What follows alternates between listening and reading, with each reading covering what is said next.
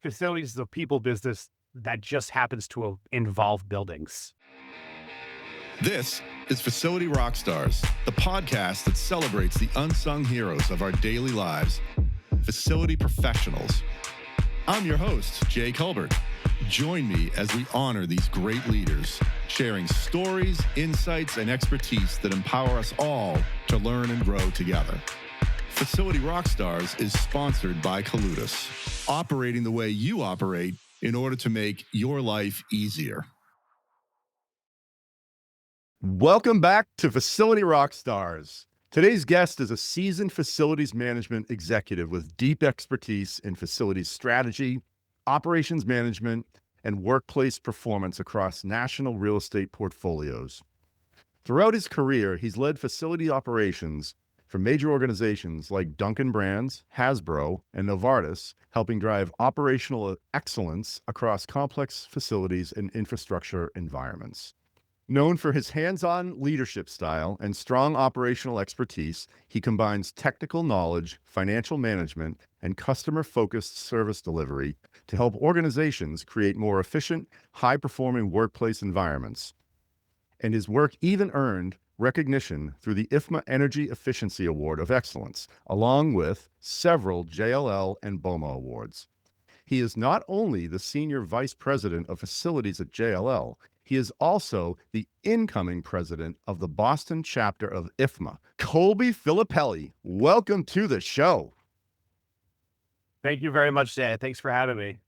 Absolutely, man. Thanks for taking the time. I mean, we saw each other recently at a trade show, and here we are on air together. I'm really grateful you invested your time here with us. Appreciate it. Look, man, you've got some major brands that you're representing and leading. You've got a handful of awards. You've done so much in your career already and so much more to come, right? But what's been your biggest lesson learned? Oh, biggest lesson learned, honestly, is stay current, stay honest, be true to the trade. Well, I'm still learning this every single day, but just, not everything has to be done yesterday. Be thorough, but at the same time, concise. And honestly, get to being proactive more than reactive. And I realize that always decreases risk. And in our world, that is the worst four-letter word. Risk? Yeah. Uh-huh. Well, I'm with you. Could you just expand a little bit about those two things that you stated? What do you mean? Just being honest. Like there's, just in the 20 plus years, I mean, geez, I don't even know when I started, like right before Y2K, right? So 1998, Yep. 1999, somewhere around there. And throughout my time, I've seen a lot of people come and go, and I've seen a lot of like folks that I don't want to say fake it till you make it, but more like they just say yes, they know how to do it, but then it doesn't, they don't know how to do it, and they just feel unconfident to ask for help. And honestly, like that's the honest part of it. Just be honest with yourself and ask the questions, constantly ask questions, constantly communicate, being true to the trade, same difference, just, and being in it with both feet, not just 1 foot in, 1 foot out. I mean, you got to really dedicate to something like this in order to really succeed. Mm-hmm. And that's kind of some of the things that I've learned. I mean, I could probably talk all day about this, different things, but Feel free to expand. That's some of it right there, man. I love what you said about asking questions, because that's one of those things that you find too often, unfortunately, that, maybe someone doesn't ask the question because they're afraid to look bad or, look like they don't know something, when in fact, that's when you learn the most, right? Right. I mean, obviously too, like failure, like we all fail here and there, we all make mistakes and you learn from it rather than fighting it. I always say, just like take something positive away from it. Even if we did something good, and we get praises for it, which, doesn't happen often in our world, but I mean, the best is silence, right? Working under the radar. But even when there is something good that has happened, I always like to ask the folks, whether it's the client or my management, is there anything that we could have done better to even make it more efficient or faster or whatever it could be.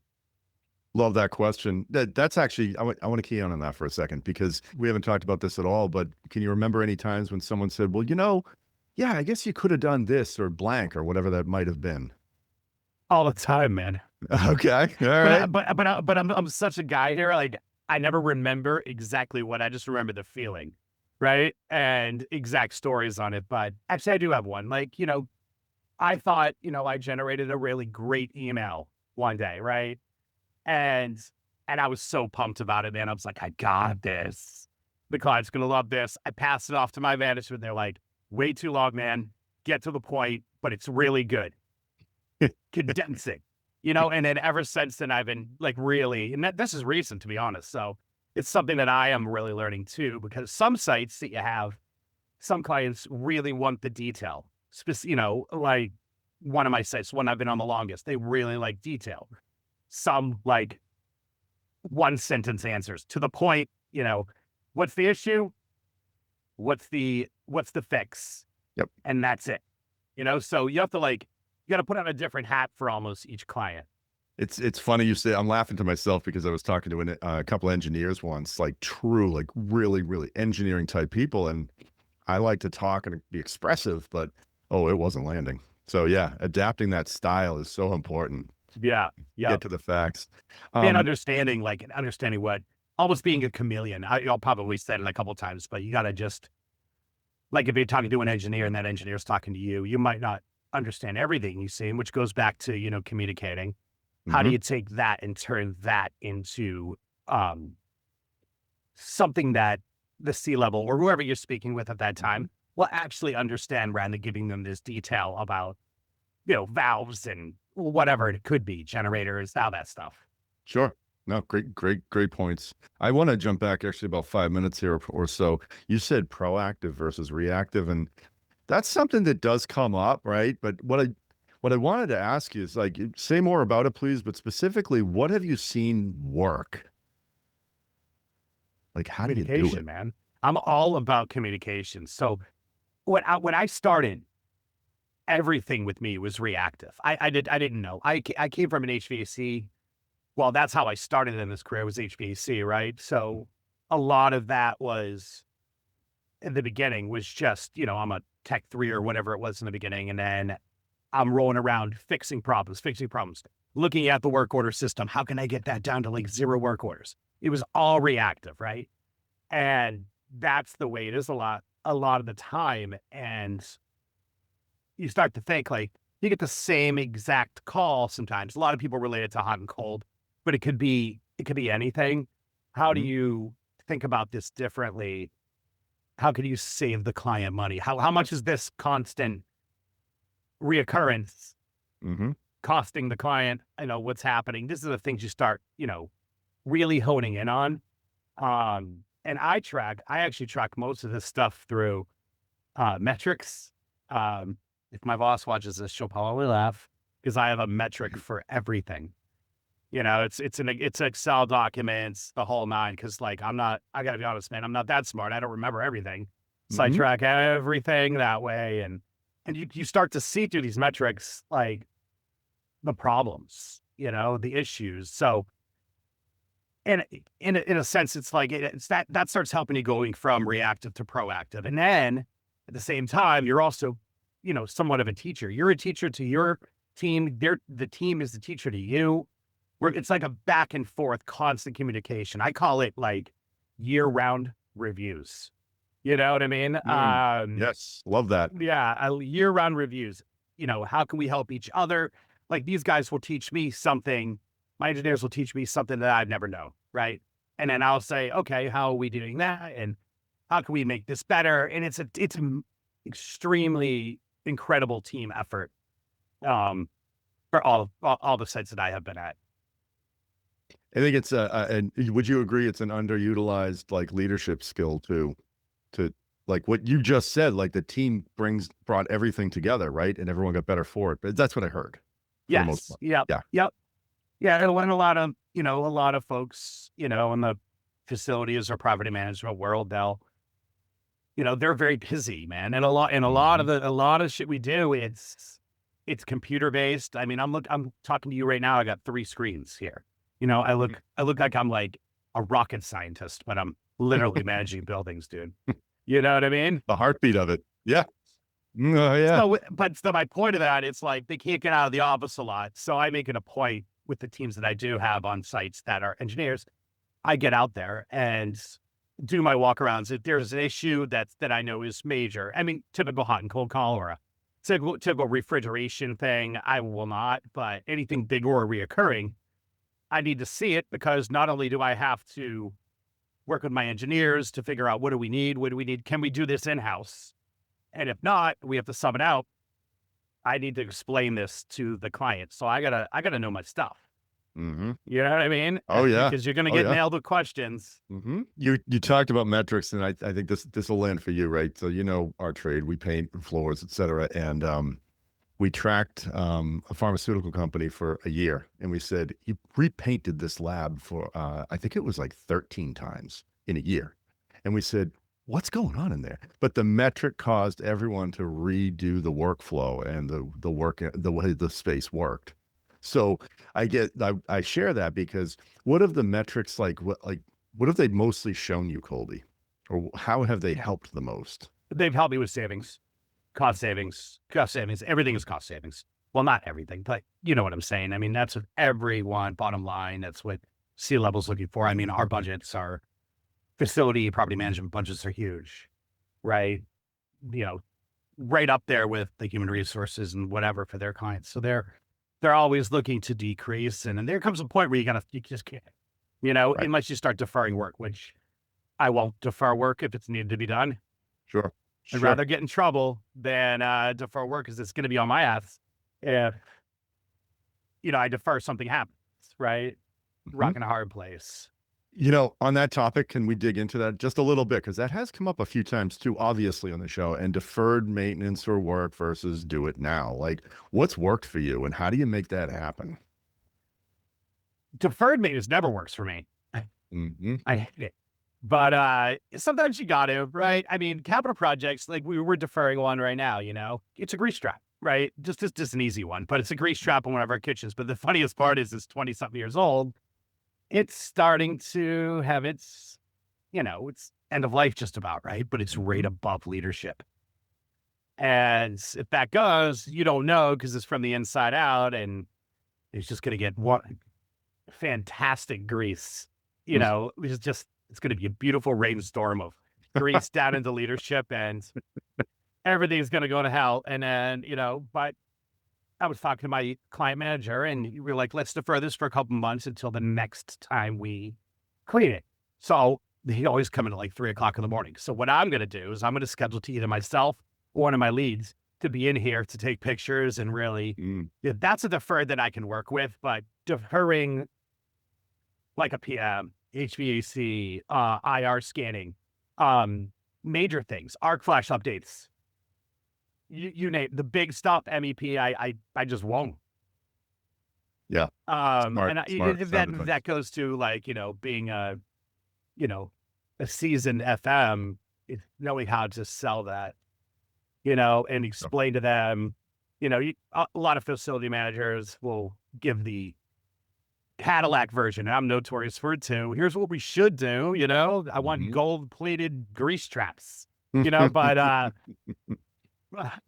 how do you articulate yourself enough to just be like, here's what we could do to save us and buy us another like 15 years if we replace this, or could I buy another 3 by adding scope,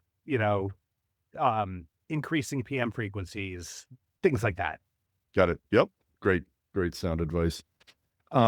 We touched on communication, and I wanted so we've previously talked about mentorship and developing others as well. And in your role, I'm sure it's a constant thing. How do you do that? How has it worked for you? I'm obsessed with trying to pay it forward. I've been very lucky to fall into this career with a certain people that I've worked under. Mm-hmm. And a lot of them have been boomers, you know what I mean? And boomers are on their way out. Boomers know everything. I mean, old school facility management, I mean, you weren't really in front of a computer. You're up in the ceiling all day with your engineer, just like, going wild at it, right? And that's not the way it is anymore. So I want to do everything I can, um, being as old as I am, uh, to try to pay it forward. Because I mean, I really feel that the market is getting better in regards to people having interests in property and facility management. Mm-hmm. Um, but giving them the work-life experience and trying to help out where I can. That's why I'm always JLL, like, the younger folks, love talking with them, love doing different events with them and trying to help wherever I can. Because we're losing a lot of knowledge with the boomers going out, the baby boomers going out. You know what I mean? Yeah. I've even heard some companies bringing retirees back to kind of fill the void as they re-educate and upskill others. Yeah, actually, I know a couple right now that guys are coming back part time, right? Yeah. Paid for when their knowledge is needed, and they'll Mhm. get like half of what they used to, but they don't care Mhm. because it's some money, right? Mhm. And wealth of knowledge with those guys. But paying it forward, man. No one paid it. I had to learn the hard way, and I want to try to make it. My goal is to always try to make it easier for the future of FM and PM. And I'd like to be out of here in like 13 to 15 years, man, if I was lucky, but Good for you. Yes. probably won't. I'll be 90. Yeah.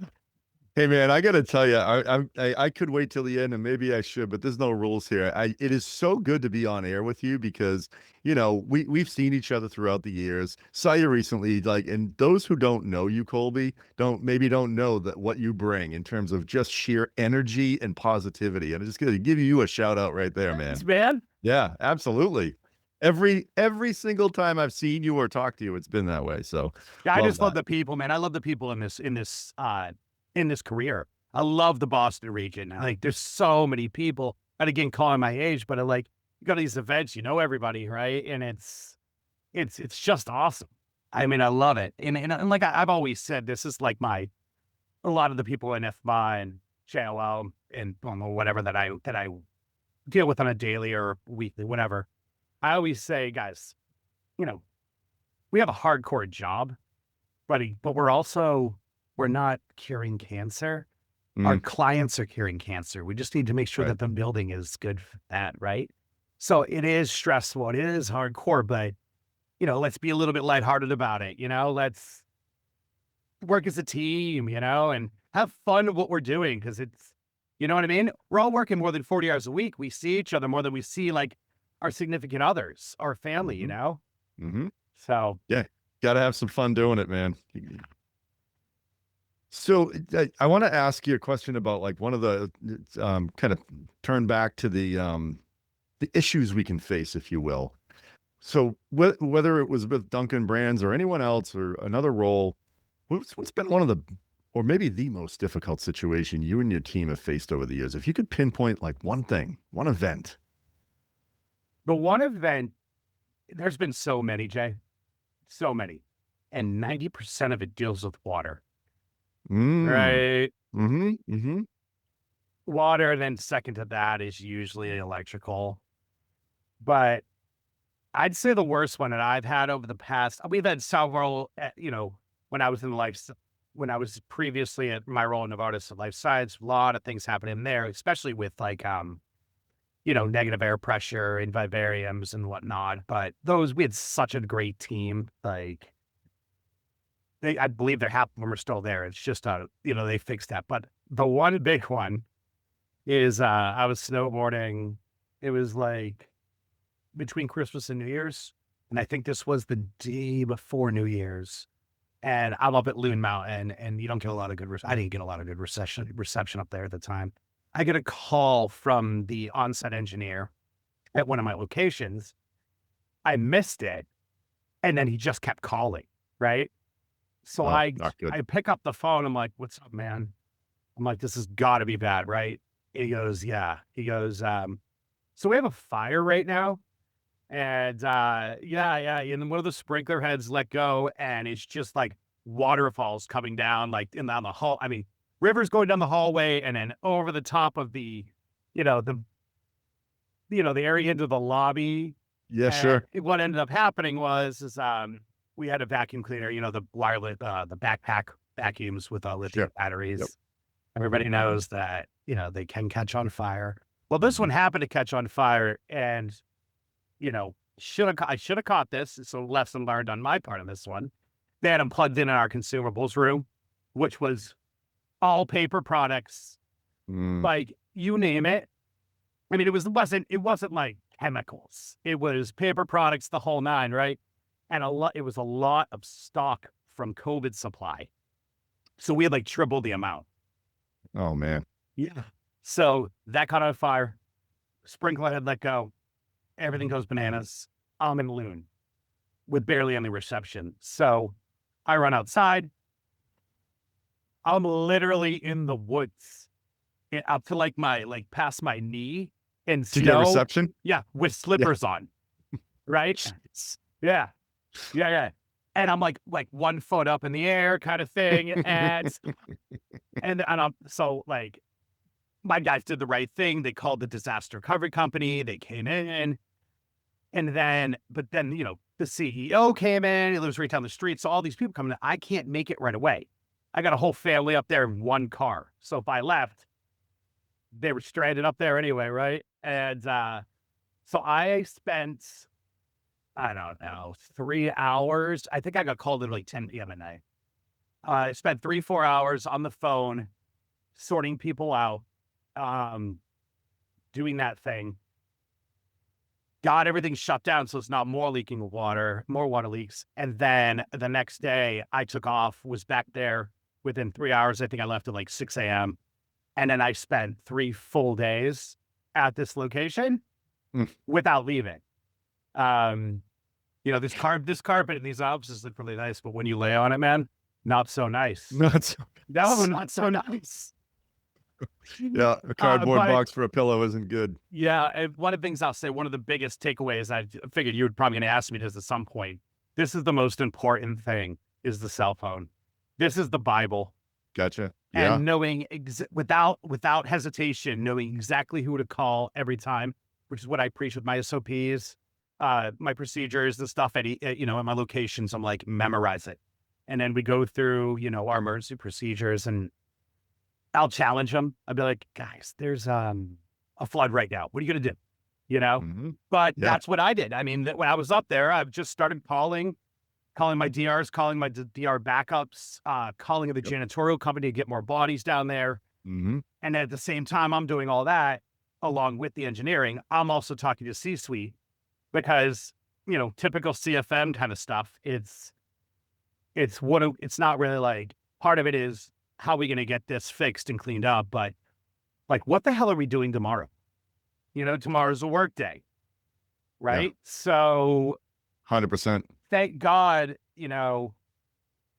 COVID was not great at all, but it did open up doors for people to work from home, more than they did prior. So that really helped us. That's great. So yeah, I mean, we did that and it worked out well. All the companies I called, we were back up and running fully. I'm talking mold testing, ripping walls out, floors, the whole 9, 10 days.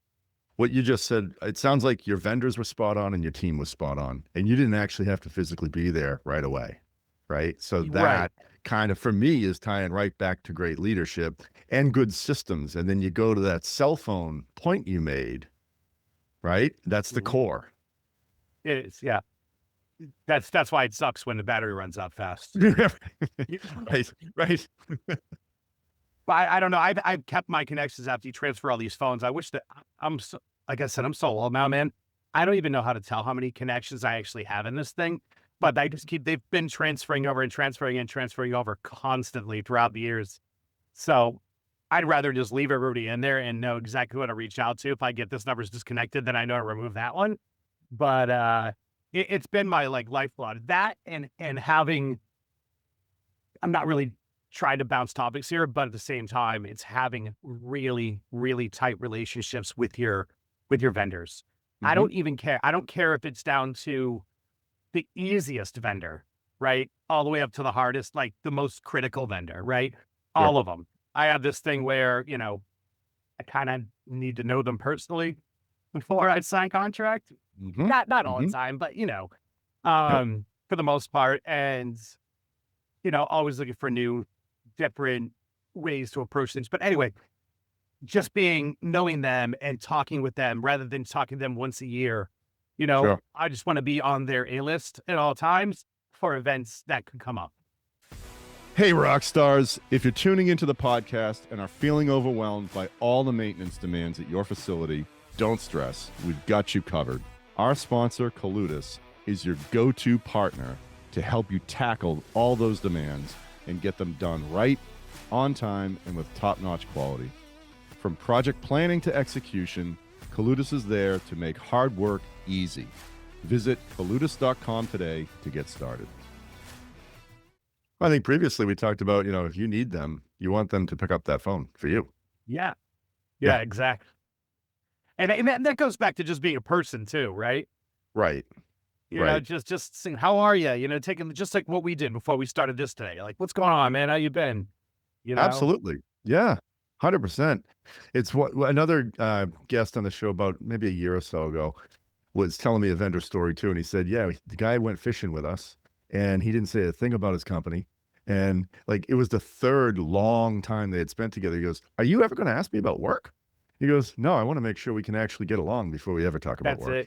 And Yeah. I was like, you know what? That's awesome. Love that story. Colby, if you had a piece of advice to give to, say, a colleague in a role similar to yours or the same as yours, what would you tell them? I've always said this too. Like, I don't know where I saw this because I definitely did not make this up, but I read somewhere and I actually had it written down. Facilities is a people business that just happens to involve buildings. That is fantastic. So I would say from the new person to the, older experienced 20, 30-year person, I'm like, it's not just about moving parts and mechanical and financials. You got to really know the people. You got to understand. You got to live and breathe this. You got to live and breathe the building as the people as much as you like live and breathe the building, right? And everything should fall into place from there, and that ties in with communication. But that's exactly what I would tell them. And I'd also tell them, start communicating. Just keep communicating. You can never communicate enough, and then, from that point, work through it and be as concise and professional as possible. I'm reading a book right now called The First 5 Minutes, and it's how to generate a really important emails from a leadership level. And again, I'm only 20 pages in, man. What made you pick it up? What, I love hearing the whys behind that decision. Honestly, a lot of the things that I've expressed today is stuff that I've been learning recently through my management, my bosses. And I was telling you about my slightly longer emails. So I just looked it up online and was like, this is the book, this is cool. And then I'm not going to read it page for page. I just want to understand holistically everything about it, and just be better, Mm-hmm. I love that it sounds like lifelong learning. That's it, man. Lifelong learning. Yeah. I mean, I'm we have these conventions that we go to. We got the IFMA World Workplace where we go to a different state every year and tons of classes, but it's always in a trade center. And my favorite part is just the walk around of all of the booths and whatnot and understanding new tech. Just you got to stay current.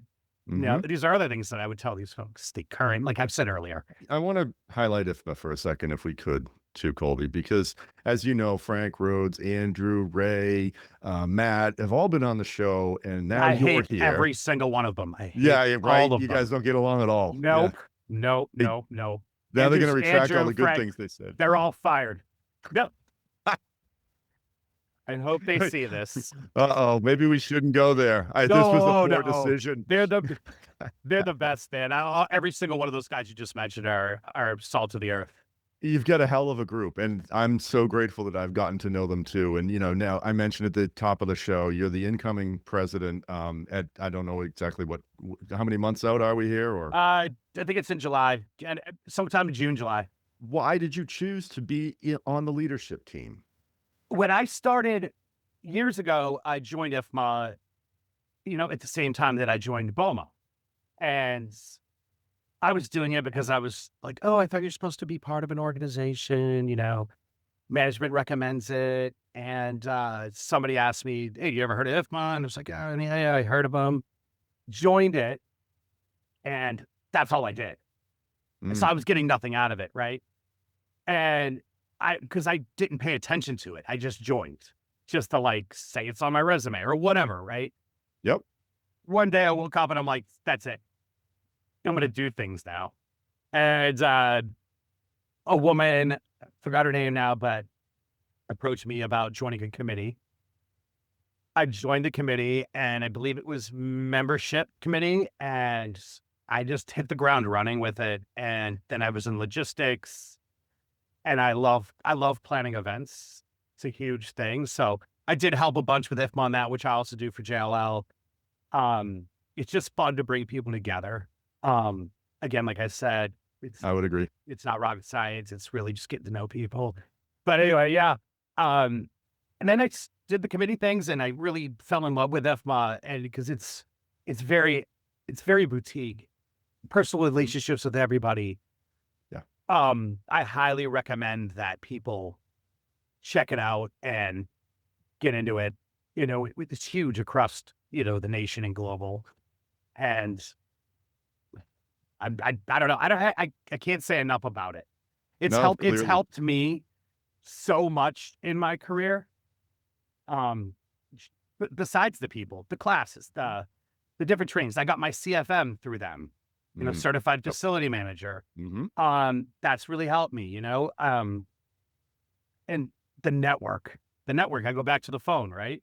I think it was a couple weeks ago, I called Andrew about something. Just, hey man, I got a question about something. You can call me or I'll call somebody else, Sure. Yeah, sure. It's a fantastic organization. Everyone on the board is great. All the committees are great. And we're just constantly vamping it up. Andrew, I'm coming in following Andrew's coattails on this one. So he's going to be, they're very hard shoes to fill, I'll say. So a little bit nervous about it, I'm following behind a mass maritimer, man. You know what I mean? So yes, yeah. Very true. No, you'll do phenomenal.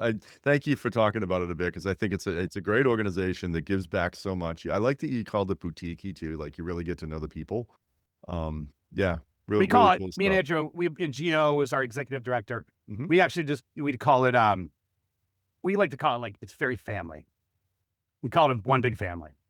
Yeah, nice. Love that. Yeah. Love it. So I think I could guess this one, but I'm gonna ask you anyway, right? So everybody else can hear it. So what do you love most about your job, and why? One thing is the difference in days. It's not the same thing every day. Every single day is different. You can totally tell when the day's the same, and those are the ones I hate. Like if I'm sitting here doing 15 contracts a day, that kills me. We got to get it done. But it's just something different. I don't know what I'm walking into. I mean, one side that's scary, the other side it's fun, right? That's why in the morning times I'm always I get the kids on the bus guy, because once I'm in the buildings, I don't know when I'm going to be able to leave if something happens. It's just different, And then the constant communication with not only my counterparts at JLL and IFMA and every different client that we have. It's just different people, different ways of life, they came from different places. I just love that. It's just great to communicate. Evidently, I like to talk. So no. Well, you're good at it, so you should. Thanks, man. Yeah, man. Yeah, absolutely. So, I mean, before we wrap, I want to talk more about you, but I mean, you and I probably had a few topics we wanted to hit on. Is there anything at top of mind that we may have forgotten to touch on, Colby? Communicate early, even without all the answers. Don't let problems become surprises. Calm under pressure. Massive leadership skill to, move way up there. Follow through matters more than intent, and your reputation compounds over time. Brilliant. Yeah. Love all that. Thanks. Great stuff. So we know you're a snowboarder. We know that you're very good at what you do professionally. You like snowboarding. When you're not in the building or dealing with something in your slippers in the snow, like what do you like doing outside of work? How'd you know I like snowboard? I just, I Did I tell you that before? Yes. Yes. I love snowboarding. I don't like it. I love it. To the point where I like the science behind it, understanding the boards and the curves, and I tune in my garage. I got 15 snowboards, and Wow. I'm obsessed to the point where my wife's she's ready to kill me. But I get them on discounts in the summer, man. But snowboarding is my true full passion. Prior to that, I was a skateboarder, but you get older and my ankles are destroyed. Yeah, right. But I love my two kids. They're awesome. So many sports. I'm a professional chauffeur. Oh yeah. That's all I do. Uber Son dad. plays football. Yeah. Baseball, daughter's in field hockey. That's kind of like my life outside of work, snowboarding, kids, sports. I'm a music guy. I went to school for music. So music is damn near my number one right there with snowboarding. Me and my brothers, we are constantly hitting shows. Nice. Any certain genre that draws you in more than another? Metal. Real Perfect. Metal core, though. Not like this corn, Limp Bizkit stuff. Like real metal, man. When was the last time you seen a 47-year-old man in a mosh pit? I don't know. I don't know, but I love it. Yeah. Because we're way bigger than the kids now, man. So we could just, they just jump at us and just catch them in midair. That, and honestly, badass, Colby. Yeah, man. Yeah, but you see the thing. Well, I say this now, right? But my brothers, if they do see this, they'll say, "Oh, you're such a liar. You don't go to any concerts anymore. Only we go to concerts." I'm the oldest.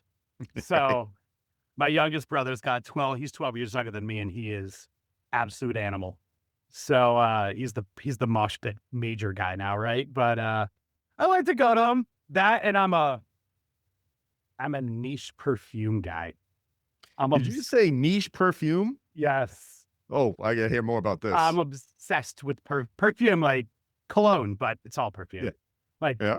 Like fancy, man. Like, I just love it. Oh, and my grandfather got me into it way a long time ago when he gave me like the original bottle of like, what was it? It was like a tiny bottle of the original Polo. Oh, and yeah. then like Aqua Velva. Oh, You remember that stuff? My dad had it. Yeah. Aqua Velva and then like Skin Bracer. You know what I mean? And I thought I was so cool, man. I was like wearing it. I was like in 5th grade. I was like, this is awesome. And then it just compounded over time. And now it's like, I only buy a bottle here and there because they're quite pricey, but once every 3 years, but constantly addicted to it. So cool. That is like you want to talk about diversity of interest. I love it. Like metal, hardcore, niche perfume or cologne, snowboarding, skateboarding. I love it, man. You know how to live. And of course, the kids in sports, every time I've talked to you, you've kind of come to that in one way or another, which is great. So. Yeah, today's the best day of all week because it's Tuesday and this is the only day this week that they don't have sports. So I can actually maybe, I don't want to say work later. Yeah. And then, actually get something done. It's because they require you on the fields these days at like 5:30. I'm like, come on, man. We're just leaving work at 5. Right. You're racing if you're to get leaving there. at 5. Right. Sure. Right. Well, I got to thank you, man. It's been an absolute pleasure. I was dying to get you on the show, and here we are. What an awesome, not surprisingly awesome conversation.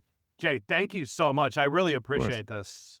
This is man. super cool. Facility Rockstars is the absolute jam. Listen, I've seen several of them, and you guys are killing it over there. Thanks, man. Appreciate it. Well, it's about kind of, hey, man, bring it to the forefront. Like you said, when it's silent, we're doing our best work, right? But, let's talk about it otherwise too. So appreciate it. Absolutely. And for everyone listening, thank you again for tuning in to Facility Rockstars. You can get it at facilityrockstars.com or anywhere you get your podcasts. And what a great show. We'll catch everyone next time. It's a wrap. Another episode of Facility Rockstars is in the books. Facility Rockstars is sponsored by Colutus, operating the way you operate in order to make your life easier. Until next time, facilitate and rock on.